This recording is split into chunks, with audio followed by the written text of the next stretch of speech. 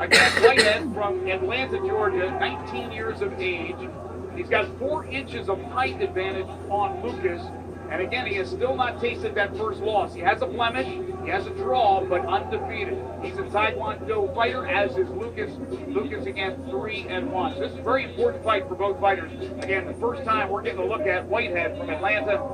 Meanwhile, Keon Lucas, I think everybody knows and respects this young man who's trying to move up the ranks and eventually become a professional fighter.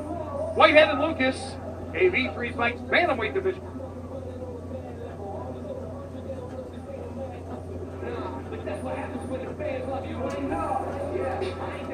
V3 Legion. This bout is brought to you by the Memphis Visitors Bureau, and it's number 3 3-minute rounds in the bantamweight division. And when the bell rings, the referee in charge of the action. The third man in the cage will be Eric McMahon. Introducing first, fighting out of the blue corner. He wears the black trunks with the gold trim. At 5 feet 7 inches, he weighed in at 135 pounds. A Taekwondo fighter with an MMA record of 4 wins, no losses, and just 1 draw. Representing Team Octopus and fighting out of Atlanta, Georgia, Jamar the Rockstar Whitehead. And across the cage, his adversary fighting out of the orange corner. He wears the blue trunks with the silver and white trim. At 5 feet 3 inches, he weighed in at 136 pounds. A Taekwondo fighter with an MMA record of 3 wins and just 1 loss. Representing the Hit Lab MMA and fighting out of Memphis, Tennessee, Keon the Alpha Lucas.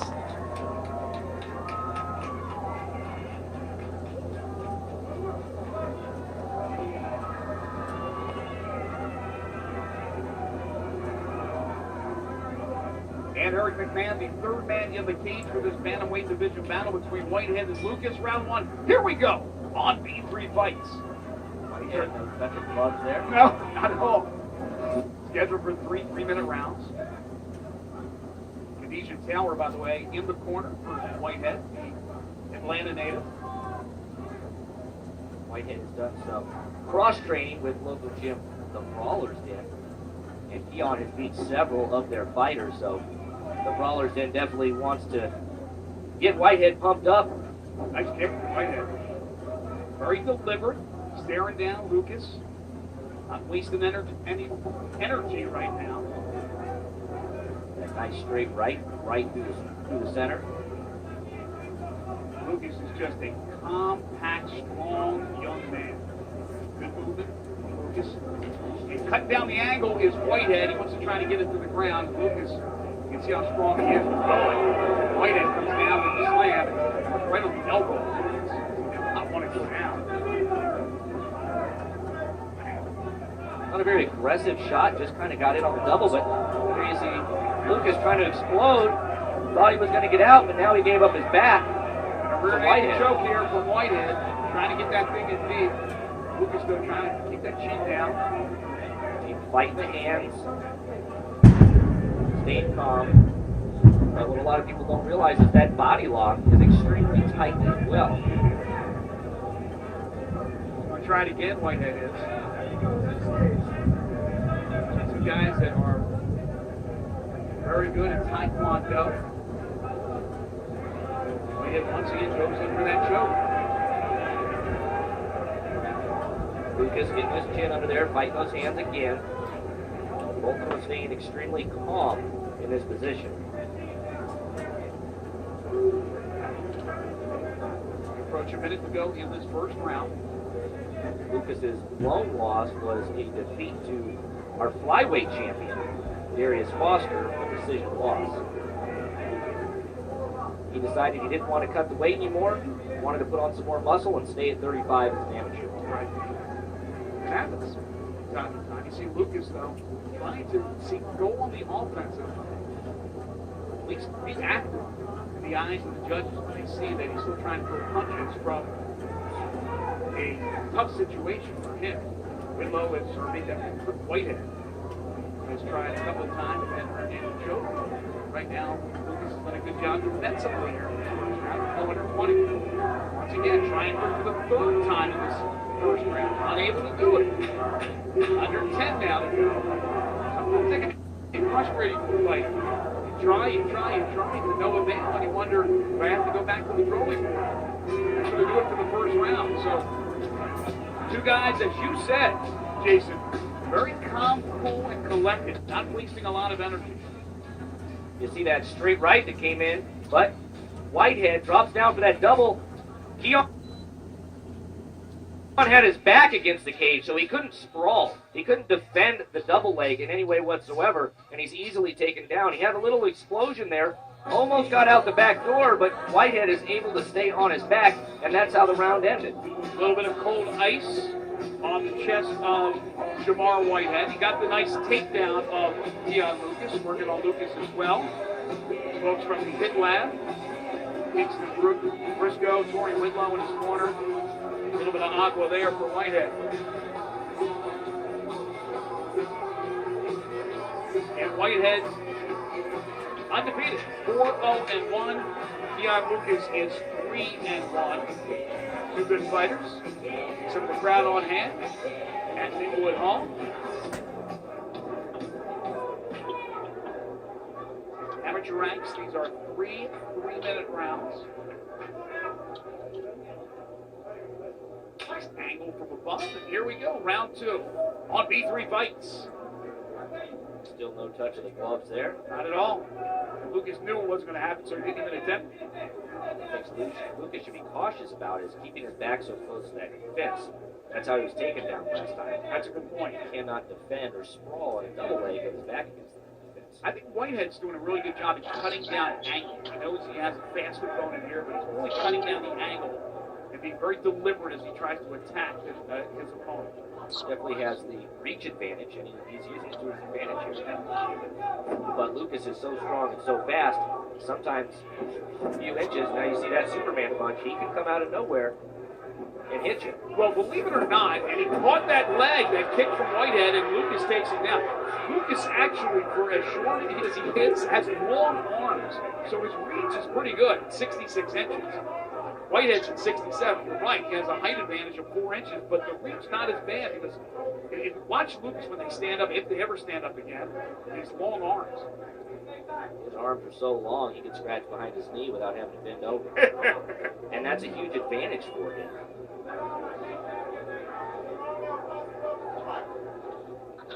Let's see what Lucas can do now. And he caught that kick attempt from Whitehead, and he took it down to the ground. Right now on a clinch on the ground. He's trying to get that right mallet free, and nice job by Whitehead to protect himself. Whitehead attempting the triangle. Just has to be careful. Now Whitehead back to his feet. Now one rule is, well, a grounded opponent in the state of Tennessee for an amateur is unlike professionals.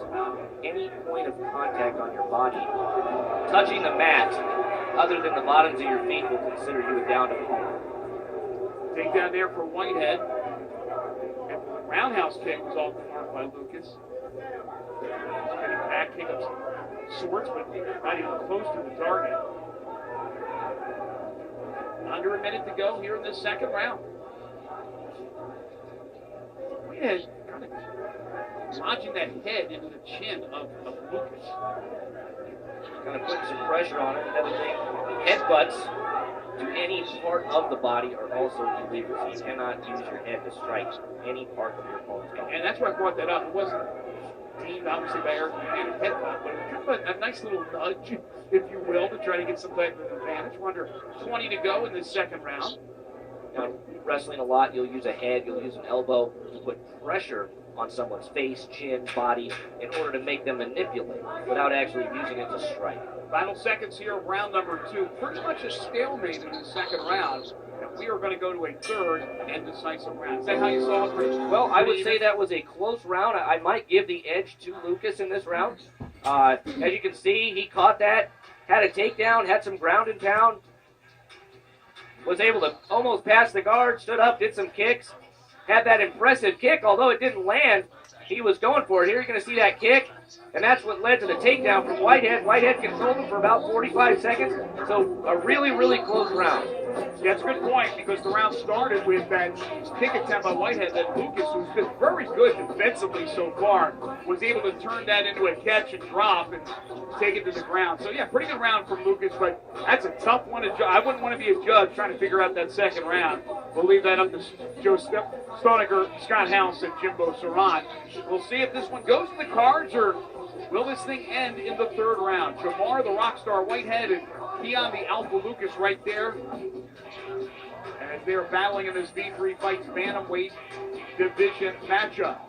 Our next fight, by the way, is our final amateur fight of the evening, but it will be for the V3 Fights Amateur Welterweight Division title with Kevin Kid Savage Pease and Paul the Wrecking Ball Campbell Jr. We talked about that fight from the outset of our broadcast tonight. We are looking forward to that one. But first things first, let's settle one here between Whitehead and Lucas. Round 3, here we go on V3 Fights. In third round, they actually did touch gloves. I think they both earned a little respect from each other. That's interesting that they did in the third round. Like you pointed out before, Whitehead is still cutting that cage off, keeping Lucas's back to the cage. Lucas looks for the takedown. Not able to do it, at least not yet.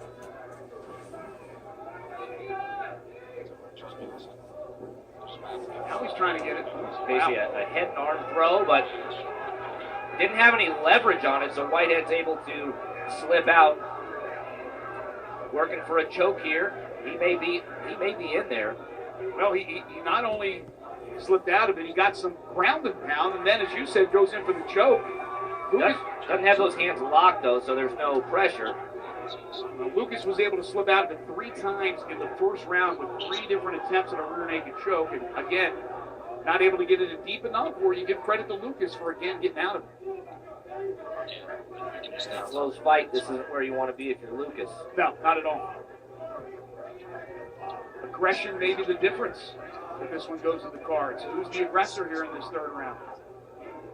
So an attempt at a head throw like that with no momentum coming into you with a taller opponent is very difficult to throw, and you saw he wasn't able to do it. Minute and a half to go in this fight. Lucas trying to bridge and trying to get off, but as long as he's holding Whitehead's head, he's not going to be able to roll. Well, he lets it go for a second here anyway. Now you see Whitehead's actually passed guard and is in full mount now. But he's unable to get those mallets free because Lucas has been holding on to him and has done a really good job defensively. If Whitehead can get free and rain some ground and pound, it could be over, at least in the judge's mind. Now, once again, tries for the rear naked for a 5th time in this fight. Under a minute. Again, Lucas, no problems. Lucas just proving his worth as a defensive fighter. Unfortunately, that's just not going to win you any rounds, though. No. But this is an undefeated kid from Atlanta, Georgia, making his debut on V3 Fights and trying every which way he can to ignite this audience here with a win, some type of submission victory. But right now, Lucas is doing a great job holding them off.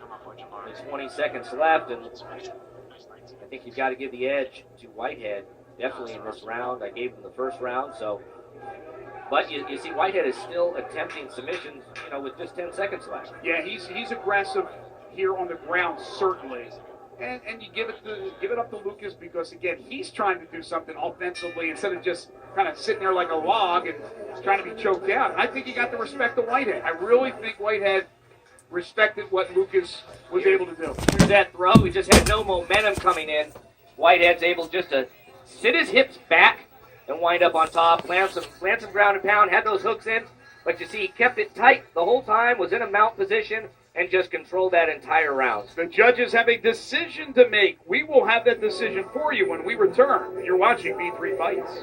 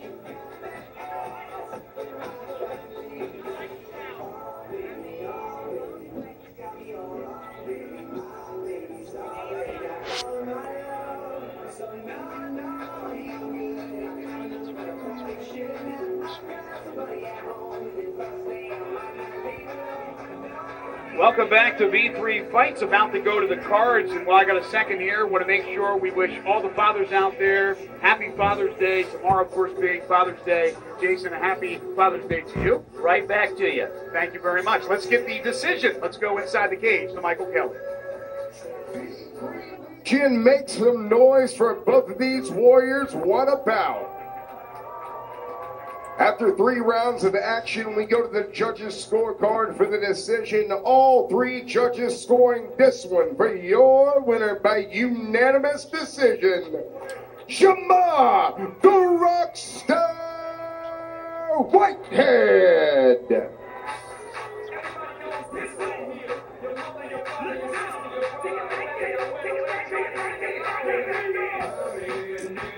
So the